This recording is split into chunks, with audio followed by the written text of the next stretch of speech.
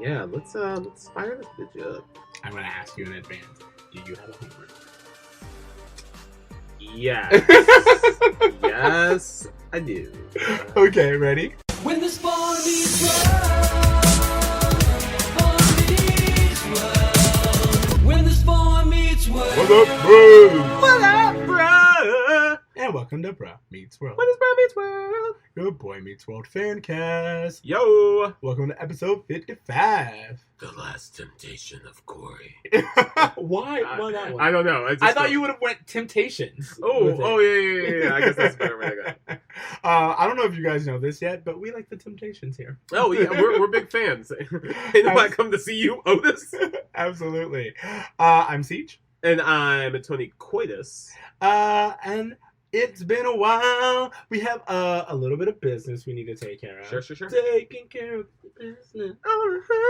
A few things. One, as you guys know, sorry that we missed last week. We have a bunch coming out for you, so you should be good for a while.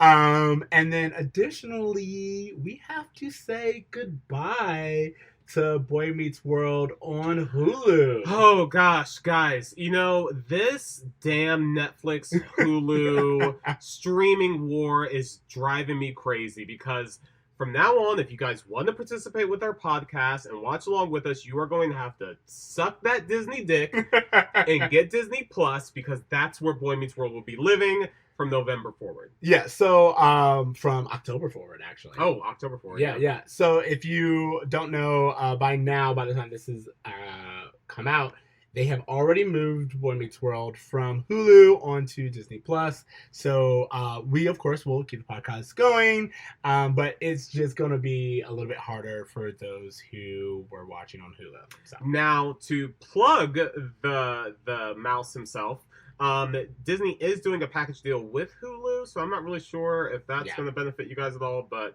you guys know how it is. Like, everybody's trying to have a streaming service. Everybody's trying to charge us $10 to watch some shit, like... Yeah, exactly. So we just wanted to give you, our morning announcements and let you guys know. Yeah, and let you guys know to just prepare for that, because if you're like me and you've been watching this on Hulu, you might be heartbroken to go there and find out that it's gone. Absolutely. I do a lot of just editing and stuff from Hulu, so it's gonna be very interesting to see how the show progresses from there. Okay,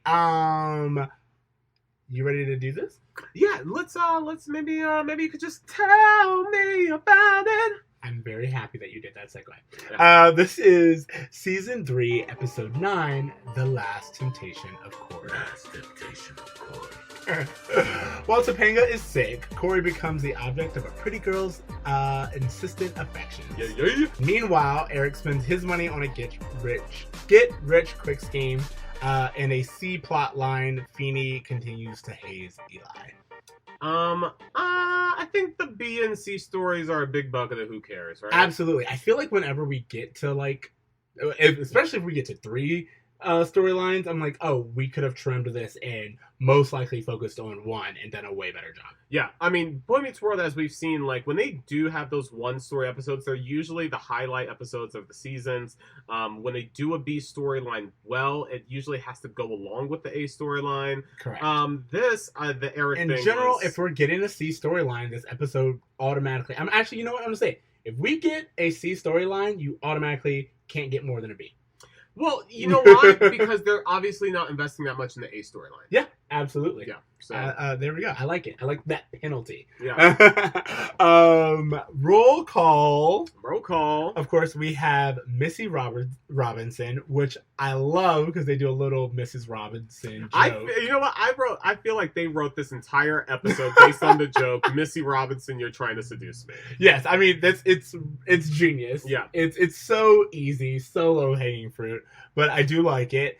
Played by Elizabeth Hornis, who you guys might also recognize as Will Friedle's love interest in the 1998 classic My Date with the President's Daughter, Disney Channel original. We just honestly don't give Disney Channel originals the credit. You know what? As much as I give Disney shit for making me having to get their streaming service to watch Boy Meets World, the fact that I'm going to have all the Disney Channel original movies is pretty, I think that's worth it.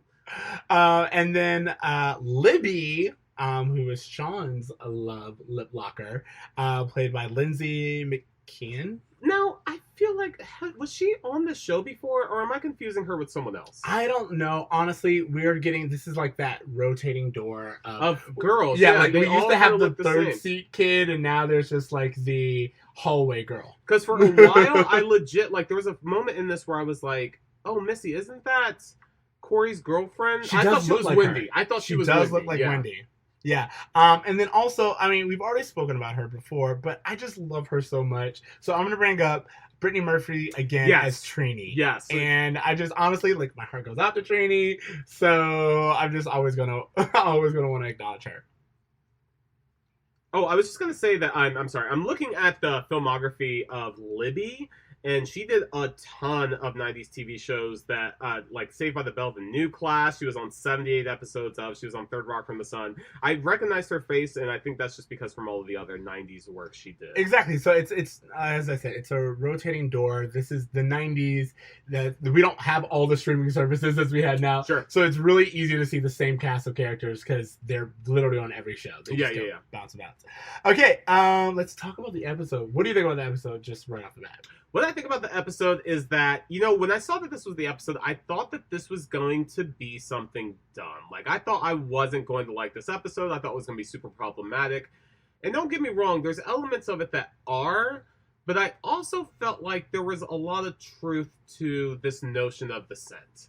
And I think that this was the first time I was introduced to that concept, and I've later found it out to be true in many regards. So I'm very interested to talk to you because we are dealing with something that is kind of normal now, but I feel was revolutionary, at least the way they approached it back in the 90s, which is infidelity in high school. And what it means to be in a relationship and what it means to step outside of that relationship, what counts, what doesn't count. Yeah. This is a very interesting kind of thought experiment. Yeah. And I like them for going there. I do have certain problems with it. Sure. Because this episode reminds me again that to the writers of Boy Meets World, any female character that's not Topanga is evil or is fast and loose. And it's just like every single, like, girls are the enemy. They don't have any merit to them. Although I will say this, that Missy was likable as fuck. Like, they could have really made her a lot sluttier than she was. Well, I'm not saying that she's not likable, but she doesn't take no for an answer. She's the aggressor. It's just like she's aggressive in a way that I do not believe is realistic. That's what I'm saying. It's just, it becomes that was my problem. If we're just going to talk about Missy and again how we treat girls who aren't Topanga. We get Topanga, who's Miss Perfect. Mm-hmm. We get Trini, who's this goofball who should be avoided at any cost. And then we get Missy and Libby, who are all they want to do is make out. And harlots. Pretty much that's how the show sets them up to be. And I see it so clearly now, and I have a problem with it because it's so easy to make really developed characters that we care about, and you can make it to where there's like a legit flirtation between Cory and Missy, and he's confused that's the thing that I was confused by as a viewer, was that I didn't quite know what was Missy's endgame in this, because the whole episode is her fawning over Cory, yet we're not really shown why she cares about him other than he has a girlfriend. So, like, even though her feelings feel real, the intention is shit. Exactly. And again, it's just like it paints women out to be manipulative. It's just like, oh, they only want you because they can't have you. And it's just like it's clearly written from, like, it's written for teenage boys, but you're like, is it written by teenage boys? I mean, again, that was my initial thing going into it, but as the episode played out, I was thinking about my personal experiences, and I do have to say that I have found that I get way more attention when I'm in a relationship than when I'm not in one. I'm not saying that the scent or the idea of people wanting wanting something that they can't have isn't a real phenomenon. Sure. I mean, as someone who's in a relationship, the gay community, you are more prized in general, and then scientifically speaking, you are more prized when you're with someone. It means that you're worth having, and everyone sees you suitable.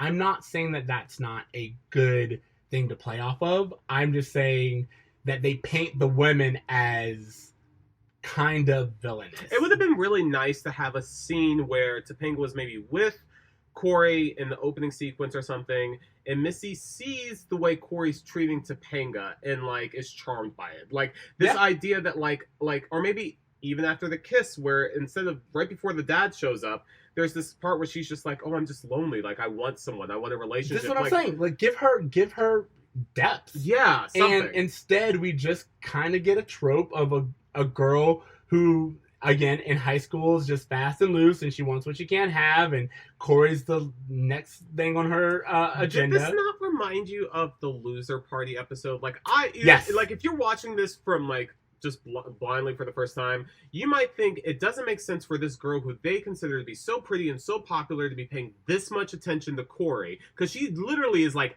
she buys him lunch at the cafeteria. Yeah, she invites only him to this party. Yeah. It's like this again, sex trap. She's trapping him. Yeah, and this is my problem with it. My problem is it would, like, in the very beginning, Cory says something, and Sean's like, "Oh, you're flirting." And he's like, I wasn't flirting, I was just being myself. And I think if we would have even went with that, where Cory gets matched by Feeney to Missy, and he's just being himself and he's being dorky, but that scent is still there, and she's like, you're kind of funny and you're nice and like all this stuff, and you can see there's like a real flirtation, and Cory's like, oh no, maybe I've led you on, or like I let things get too far. Missy does a move that I know is like super shitty, which she's like, yeah, and your girlfriend Topo Pangela won't mind. It's Topanga. Whatever. Yeah, I was like, again, all right, Missy, I see you. This is what I'm saying. Missy is just painted out to be purely manipulative. Cory goes. He removes himself from the situation. He is like, I need to call Topanga. And she's like, I don't care that you're on the phone with your girlfriend. I just want to do this. This just seems like a boy's fantasy. Like, absolutely. It doesn't seem anything based in reality. I just thought it was also really interesting, and I want to get your thoughts about this, because the first time Missy goes to kiss Cory, he covers his lips. Yes. The second time, he does not, and he allows it to happen. Yes. Well, I would say that one of my problems with this episode is Cory, like Sean says, Cory, you're the victim. And from what we've seen in most of the episode, Cory's painted out to be a victim. Yeah. The audience knows that he fought and he left and all these other things, but Topanga doesn't know that. And Cory is even painted as like a hero for coming clean at the end and being like, you know what? I can't stand to lie to Topanga. I'm going to be honest and tell her that I was in a situation that got out of hand. And you're like, no, but you also stayed in that like there was I think this would have been a great episode if they showed that Cory, again, we know Cory loves attention. And Cory is enthralled by this girl liking him. He's popular. And had he, again, just kind of flirted with it and told that line and things went overboard, that's one thing. But Cory voluntarily stays at the party that he knows is just the four of them. Yeah. And two of them. And then it goes down to the two of them. And he keeps saying, oh, I'm trying to do work. But it's like, you could have left. You know that this is a situation you should leave and not be in. And you stay. And you stay because you want to flirt with danger. I thought there was two different ways that you could have made this a little bit more true to Cory's character.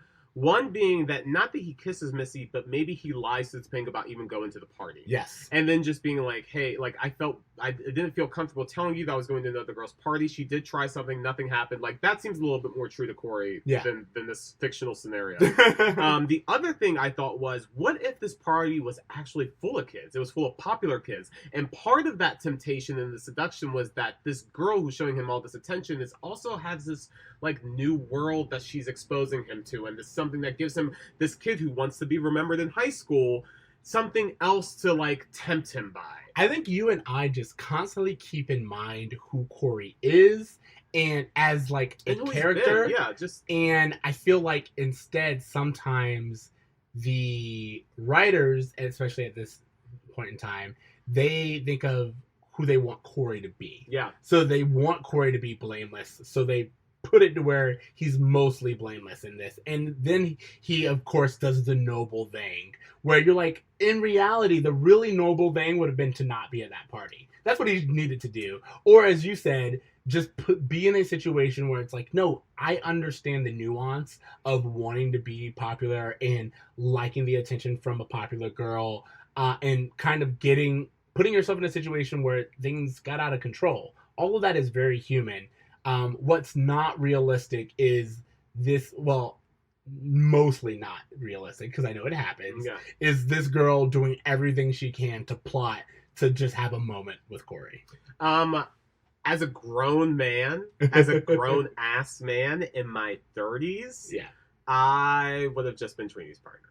Yeah, I'm smart. that's what I'm saying. Smart enough now to not even put myself in a position where that's gonna have to be a thing. That's what I'm saying. It's like Let's go over to Topanga's house and let's just all three of us like just work on this. Like I'm not even gonna do the Missy thing. Honestly, for a second, I was like, "Oh, is this Last Temptation?" I was like, "Are they gonna bait and switch us?" And like they brought in this Missy character, but it turns out he's gonna work with Trini, and Trini's actually kind of fun, and there's a She lets her flirtation hair there. down, yeah. Yeah, exactly. Like that again. This is what I want. I want those real world dilemmas where you're like, "Oh shit, this is my girlfriend's best friend, and I did this to not get into trouble."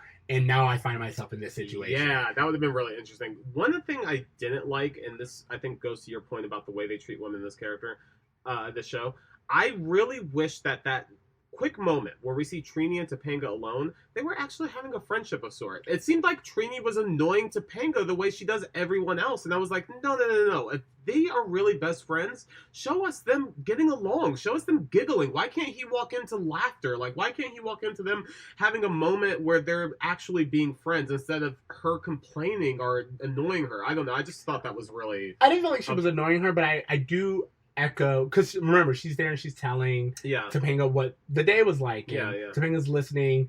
Two things. One, Topanga's sick again, and I was like, all right, this is the second time we've had Topanga be sick. And it's like, can't we think of another reason for Topanga to miss school? Sure. And then also, I do like the idea of, Trini coming in and Cory's like, what was that girl's name? And Topanga's like, Missy Robinson. Trini already told me. Yeah. And this idea of Cory like trying to play dumb, but it's like, no, your girl's friends are there. And she already has a report. Okay, so obviously Topanga is very mature about the Missy thing, and she's like, no, yeah, you're doing your project, it's good, like, yeah, go to the party. How realistic do you find that to be, really? I think knowing Topanga very much so, and I think it comes back to, if I can kind of get into this, Cory is still seen as harmless. Topanga specifically, Sean, his parents, everyone knows Cory is the type of person who wants and desires to do the right thing. Yeah. So there's no real threat seen, and I think that's kind of like one of the reasons why when it does happen, Topanga's angry, but like a restrained anger, because it's just like, oh, I didn't like her reaction. Oh, we're gonna get into that, but what I'm saying is, you also know Cory's intentions, and so it's like, what's the worst that's gonna happen? He's Cory, and then you're so much by it. There's so much of just he's Cory. It's gonna be fine. Topanga's reaction felt like, okay, I get it. She's sick. She knew that she can get him sick by kissing him as like a fuck you, whatever. She forgives him entirely too easily. Absolutely. She forgives him with a smile. Well, so here's the thing. So in the episode, what happens is I do like this moment of Cory being at Chubby's and being like, I got away with it. Why did I kiss Missy Robinson? And Sean being like, better question, why are you telling everyone? Yeah. And I thought Trini was going to be there. I thought something, this thing where it's like, it's going to get back to Topanga. But instead, Topanga just shows up. And you're like, that's even worse. Where are we going to go with this? There's a lot of tension in that moment. But you're right. There's two things that happen. One, Cory's like, nah, I can't do this to her. And you're like, okay, I feel like this is romanticizing Cory. Yeah, because he's doing it out of his will, not because he feels pressure that she might find out, which is what should have been his motivation. Absolutely. And then also when she tells him, it feels like a boy's wet dream of what happens when you tell your girlfriend you kissed another girl. Yeah. She's like, Well, how did she kiss you? Did she kiss you like this, and then she kisses him, or was it like this? And I believe she Frenches him for the first time. Yeah, Because he's like, no one's ever kissed me like that before. Exactly, and no one ever will if you ever do. It's and she's just smiling. It felt like all of Flintstones or Family Guy or these shows to where like, oh yeah, my husband fucked up again, but you know what? He's lovable, so what are you gonna do about it? Exactly, and we don't really get to see Topanga debate anything or like take a moment and like again, if we would have spent a lot of time on this storyline, I feel like we could have had Topanga be disappointed and walk away. Yeah. Have him run outside and chase her. Have Exactly. Like and she just like it ends as you said, it ends on a smile and it ends like you're lucky I love you and good old Cory. Yeah. And that's just my I frustration. didn't know what to think of Sean in this episode because multiple times Sean is like, dude, whatever, no one's around. Like, again, I think that Sean is supposed to me, very realistic for Sean's character, and it's in keeping with Sean's character. But I that's the thing, like, I don't like that about Sean, and I'm realizing that multiple times is that, like, he never is like, dude, think of Topanga. He's like, no, dude, fuck Topanga. Like, don't think about Topanga. Like, Topanga is not here. She's never going to find out. Do you, bro? Well, I feel there are two things. One, this is technically early on in their relationship, and I remember Sean is not friends with Topanga. Like we've had a few episodes ago, he's like, yeah, you're just like my friend's girl. And as far as he's concerned, and as far as everyone else is concerned, this relationship's not going to last. It's when he sees the dedication and the longevity of Cory and Topanga that Sean actually becomes their biggest cheerleader. You know what? I think we actually don't even get accumulation of the Sean, Topanga, Cory dynamic into the wedding where like it all kind of comes to a head. Well, no, I mean, like, again, even if you think of, and then there was Sean. Yeah. That episode is all about... Well, I was going to say that, like, when Cory, and again, I'm putting a quarter in the jar because I'm flashing forward a bit, but when Cory kisses Lauren at the ski lounge, Sean is the one who says, don't tell Topanga. Like, he is consistent. But I feel like in that case, the don't tell Topanga is more of a don't cause more damage. You know what I mean? Like there is when infidelity comes about in a relationship, there is a part where you're like, are you confessing because it makes you feel better or because it's the right thing to do? Yeah. You know what I mean? It's like, and I feel like at that particular point, which we will get into, of course, in the future, I feel like in that particular point, Sean is like, don't tell Topanga because it's already been done and you guys are stronger than this and you've already learned your lesson. There's no reason for you to share this with her because you're not going to do anything but hurt her.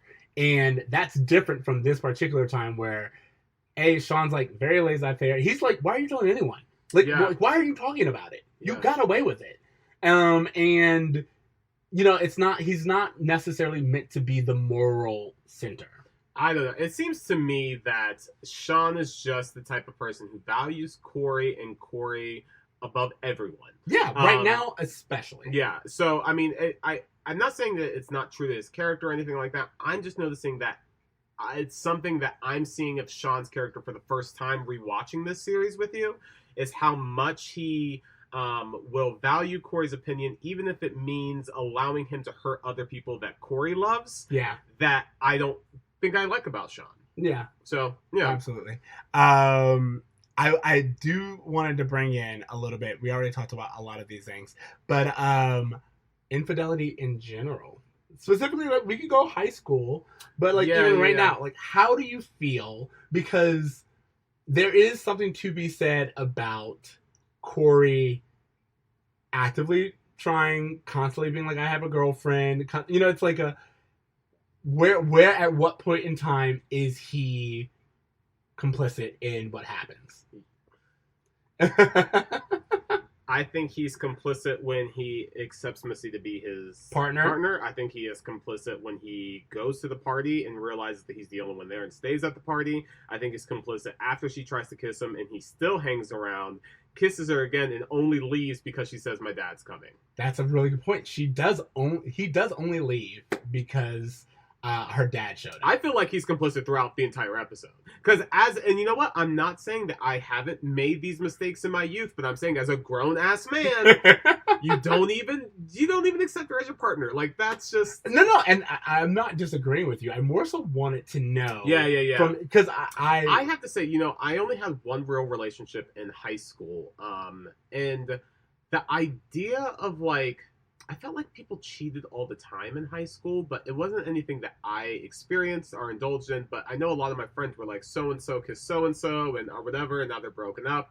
But these relationships felt so like you were together for a week. Like, why does this even matter? You know what I mean? But it's also in high school specifically. It's also very deep because this is when you're learning about. Yes, and it can scar you. Like, I will say that, like, that's something that I really didn't like about Topanga's reaction, because I wanted her to have this moment of just like, you were this person who I never thought would hurt me. Absolutely. Again, it's so funny you say that, because I thought of, it's not fair to bring it to this level, but I thought of Ross and Rachel, we were on a break. Yeah. And I thought of that portrayal. And again, like, Topanga kind of saw Cory the same way that Rachel sees Ross, in that you are someone I never thought would hurt me. Yeah. And you're someone who I have such trust in, because I believe in the nature of who you are. So for this to happen is very painful. Yeah, definitely. And I can't look at you the same, because I now know that you're capable of this thing. Sure. And I would have loved, we get that with even on just a smaller scale, because obviously this is a much smaller issue than the Ross and Rachel one. But for Topanga to just have some moment of just like, wow, you're not who I thought you were. Yeah. Like, not even occurred to her. She's just like, ha, whatever, he's great. And again, this is what I'm saying. It's like, this episode, sometimes with Boy Meets World, it just feels like a straight man's wet dream of like how relationships should go. Or how women think and feel. Yeah. Absolutely. And you're like, are there any women in the writer's room? I just feel like we know these shows would be written differently. And it almost feels like at a certain point that they're writing to go along with the trope of sitcoms sometimes. They're just like, what's going to make for an interesting episode versus what's realistic or what's real to these characters. Which isn't, I wouldn't say it's the worst thing, but it's definitely... That's how we got the Monkeys episode. Yeah. But I think it's definitely surprising upon rewatch, because Boy Meets World takes those chances with these heavy conversations so often that when we get something titled The Last Temptation of Cory, and we get this situation, we kind of do expect it to turn our expectations on its head and give us a really thoughtful moment. Like you said, if this episode ended with Topanga being like, I don't know how I feel about you right now, and just ending there, that would have been a great, like, we know that they're going to stay together, but it would have been such a gut punch to know, and instead we get all's well that ends well. I'm very interested to get to the Lauren episode for a lot of reasons, the Ski Lodge episode. But I will say is that they do not mention this. And the fact that Cory has kissed other women twice in the course of their relationship, like... Again, it's just like, oh, God, yeah. Anyway. Do you have anything else about this plot? This plot, no. But I would like to talk about the other plots a little bit, just because I think they're dog shit, but fun to talk about. Okay, so let's go into the B plot, which is... Eric. Okay, so Eric has this idea that he's going to, I don't know, the whole Eric storyline did make me laugh, because as silly as it was, there's a part where he's like, oh, I got this baseball memorabilia's hot one word, this is the Bean, he's been hit in the head so many times, if he gets hit in the head 2 more times, we're all going to college. You know, I'm paying my college and tuition. I thought was really funny. But yeah, his story is just the same as the Czech episode. What's the magazine scam he did? It reminded me a lot of that, where just Erica eventually comes up with these sitcom schemes of these like how to get rich quick schemes. Yeah, but it doesn't. I don't know. Maybe this is who Eric is, because we've seen more of it than we've seen other stuff. Well, shortcuts to success, and I feel like that's very much that falls with Eric. What I think is funny about this is, one, we get the whole Eric is dumb trope of like, I love when Eric goes, guy didn't even know what he had in his store, and Alan's like, I bet he did when you walked in. Yo. It's like, yeah. Alan has the best one-liners for Eric. It's like whenever he's talking to Eric and Eric's doing some dumb shit, Alan really just has zingers that hit hard. Exactly. So there's that, and then also the idea that this portrait will be worth so much money if the guy gets hit 2 more times. And of course, the guy decides to retire Yeah. right before the next one, and it's like, that's outside of Eric's control, and he's not wrong. This is something that would have been an investment, but of course, because of Eric's luck and because it's such a very niche get rich quick scheme, it doesn't pan out the way he thought. The one thing I do want to say is that there's a moment where Eric is trying to hammer up the new photo, and he gives the family photo to Sean, and Sean just leaves with it. And Alan's like, I had to wrestle this out of Sean's hand. He said you gave it to him. Sean taking a portrait of the Matthews and just being like, hell yeah, I'm taking this, is so Sean. Well, also, I love, as you said, like the imagery. We don't see it, but the imagery of Sean wrestling Alan, being like, no, this was given to me. Eric gave this to me. That is kind of funny. Is the daughter in the photo? Morgan is. She hasn't been in episodes recently. When's the last time we've seen her? I haven't even noticed. Yeah, exactly. I haven't noticed. Absolutely. Damn. I don't think she's been in this season at all. Really? Not I don't think so. all? I think we left her. Gosh, a while ago. guys, Okay. And then the C plot. Again, this No is comment. just Again, I think that we have Eli, we have Jonathan. Jonathan is clearly like, he knows Feeney at this point in time, so Feeney doesn't even try to scam him. But he scams Eli. And what I love about this is that this is one of those circumstances where we realize how not old Feeney is. yeah, I feel like sometimes he will purposely play into it when he knows he's going to benefit from it. And him using his age and his health as a way to scam Eli out of money. But the fact that he did it for charity is very George. well, yeah. It's, for me, it's, I could do without this, of course. Yeah. But I also feel like they're trying to create this camaraderie and dynamic between the 3 adult male characters, supporting characters, and almost always it just feels thrown in.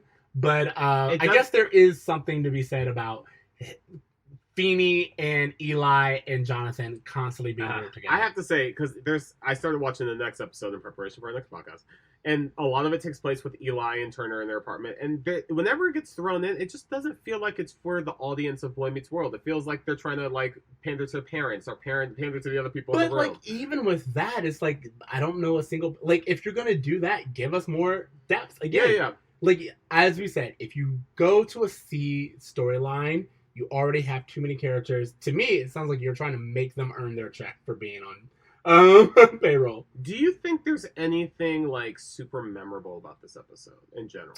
I honestly do feel the Cory kissing Missy.